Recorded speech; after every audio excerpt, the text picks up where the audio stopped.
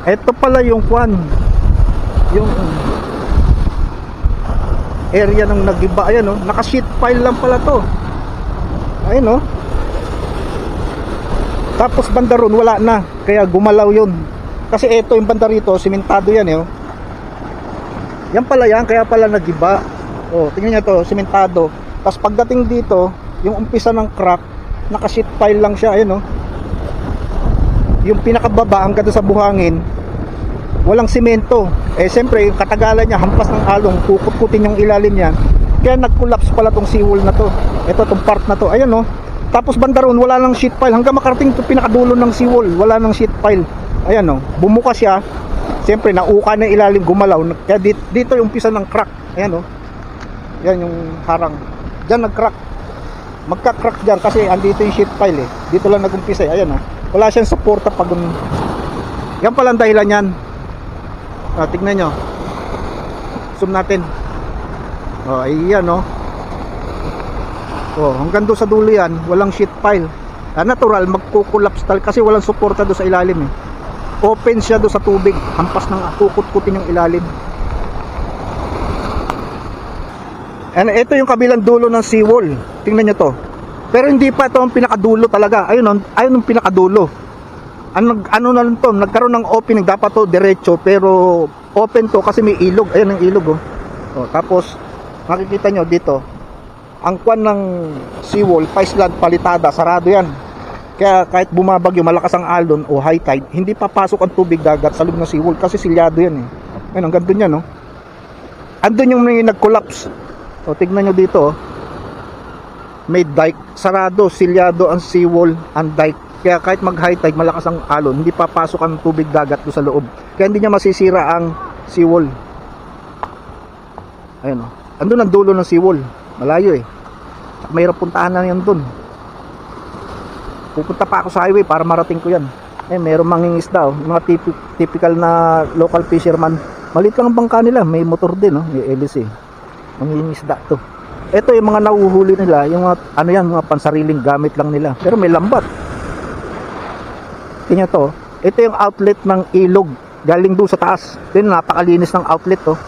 Wala kang makitang basura. Pero hindi perfect na basura. Wala.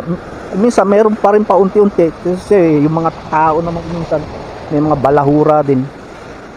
Pero in general, malinis ang ilog. Tingnan nyo. Ngayon, malinis ang tubig nang gagaling sa ilog kasi ilang araw nang walang malakas na ulan, walang bagyo. Eto, tingnan nyo, ang gagaling sa drainage yan. Tingnan mo, ang linaw ng tubig. Ayun yung bangka, oh. Mangingisda yan, may dala siyang lambat, eh. Pero kadalasan ang huli nila, mga pangkonsumo lang nila. Kung maparami man, binibenta nila yan.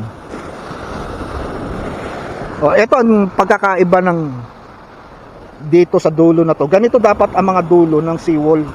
Ayun, silyado. Pa-islant, hindi yung pa-diretso kasi yung nandun may sheet pile. Yung pinakita ko kanina. May sheet pile yung hindi tinapos, pero ito tinapos talaga to. Silyado, may palitada, ang ganda ng pagkakagawa, parang kagaya nun, Kaya matibay kahit umulan, umalon ng malakas, hindi masisira to. Kahit dito sa loob, tingnan nyo. Di ba? Ang kapal. Hindi basta-basta masisira yan. Ito yung itsura ng pano. Ito medyo tumumba na siya. Kasi nasa dulo siya ng tambak, eh. Tapos ang kalye ng boulevard hanggang doon lang. Hindi na umabot dito. Kasi siguro hanggang dyan lang ang pondo na nilaan ng gobyerno. Kaya hanggang doon lang. Tapos dito wala na, bakante na. Yung nandun sa may nag-collapse na seawall, ganito itsura nun, pero yung lupa niya pababa, may lupa pa siyang paganyan. Pero ito wala na. Ito lang ang inabot talaga niya. Tingnan niyo dito, puro pa ganun ng seawall. Hindi yung flat kasi yung nandoon dun sa may nag-collapse, nilagyan ng sheet pile, walang ganito slope. Hinarangan na nilang ganun ng sheet pile. Hindi naman perfect yung sheet pile, ibig sabihin open pa rin yung loob ng seawall, kaya pinapasok, nag-aano yung loob, umuga, kaya nag-collapse yung pinaka-seawall na ganito. Balikan natin yung sa kabila. Ayan, may nag-ano rito, may nag-inspect, taga-gobyerno. Hindi ko malaman kung taga saan to. Tinitignan nila yung damage dito sa seawall. Ayan sila. Ayan yung mga sasakyan nila. Oh, di ba?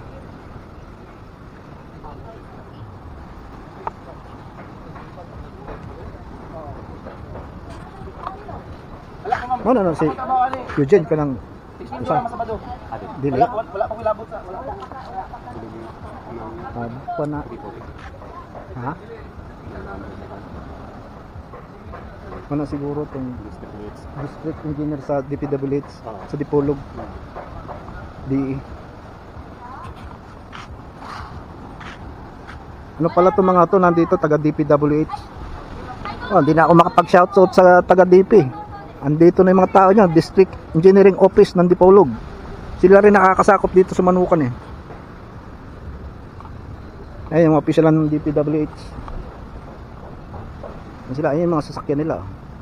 Nag-inspect sila dito sa seawall and damage. So, sana magawa nila ng paraan. Baka sila nga ang gagawa dito kasi nag-inspect sila eh. Kasi kung ang gagawa dito provincial o local, hindi na pupunta itong mga to dito. Pero baka with coordination ng DP. Ngayon lang.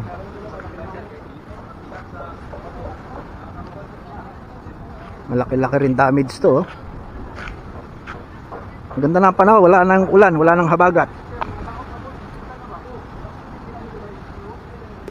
Nandito rin pala yung taga planning and design ng District Engineering Office sa Dipolog. Ayun yung mga naka-helmet, taga planning daw yun. Survey team, sinosurvey nila, titignan nila yung siguro tinitignan yung kung anong nangyari dito, anong gagawin, anong pwedeng suggestion nila.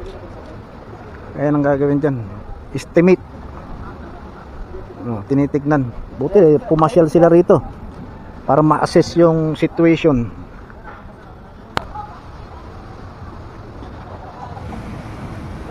Ginamit nilang drone pag survey. Laki. Industrial drone. Hindi ko lang alam kung anong brand. Siguro DJ. Papalit siguro ng battery. Hindi, pero maliit yung hawak ng battery niyan eh. Ayun, operator. Yung pilot ng drone. Laki ng case Ayun Tangin ng drone yan. Sarap gamitin yan. Yung ganyang klaseng drone kasi ang pang industrial yan. Yan ginagamit siguro mo magso-survey ka. Yan, pang malayuan.